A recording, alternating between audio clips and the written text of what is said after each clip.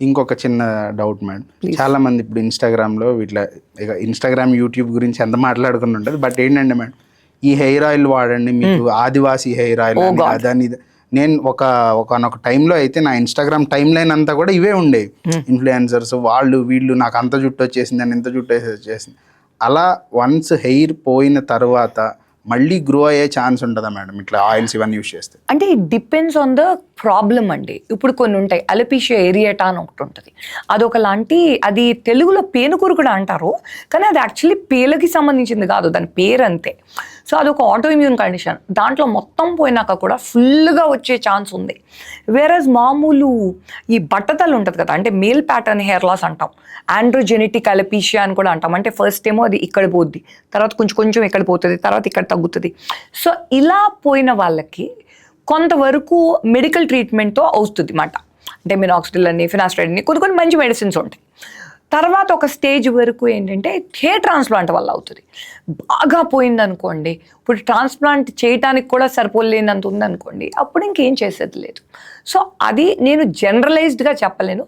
కొన్ని కండిషన్స్లో full growth ఉంటుంది, మోస్ట్లీ బాగా అడ్వాన్స్డ్ మామూలు బాల్డ్నెస్లో ఉండదు, ట్రాన్స్ప్లాంట్తో కొంతవరకు ఉంటుంది.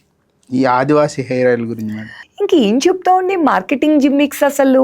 అంటే ఒకటే ప్రాబ్లం అండి, ఇప్పుడు మనము సైన్స్ మాట్లాడాలని అనుకుంటే ఆదివాసీ హెయిర్ ఆయిల్లో అలాంటి ఇంగ్రీడియంటే ఉందనుకోండి, అందులో డిస్టిల్ చేసి దాన్ని అనలైజ్ చేసి అందులో ఆ మాలిక్యూల్ ఏంటో తీసి దాన్ని ఈ పాటికి ఫార్మా వాళ్ళు దాన్ని $1 బిలియన్ చేసి పడేసే వాళ్ళండి.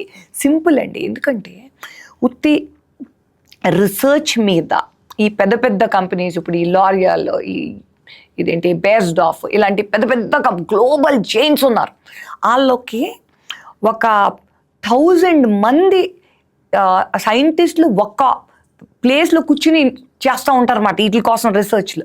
సో ఇలాంటిది ఒకటి కొంచెం హోప్ ఉన్నా దాన్ని అందులో ఇప్పుడు ఏ రోజులండి ఈజీగా చేసేయచ్చు, దాన్ని అనలైజ్ చేసి పాటికి దాన్ని ఒక బాటిల్లో పెట్టేసి దానికి ఒక USFDA అప్రూవల్ తెచ్చేసి మార్కెట్ చేసి పడేద్దరు.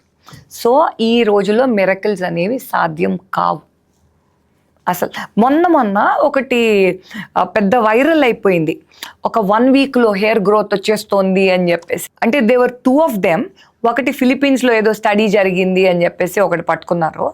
అదేంటంటే అది phase 2 ట్రయల్ అంటాం. phase 2 ట్రయల్ అంటే జస్ట్ ఎర్లీ స్టేజెస్లో, అది ఇంకా అప్రూవల్స్కి కూడా వెళ్ళలేదు అన్నమాట.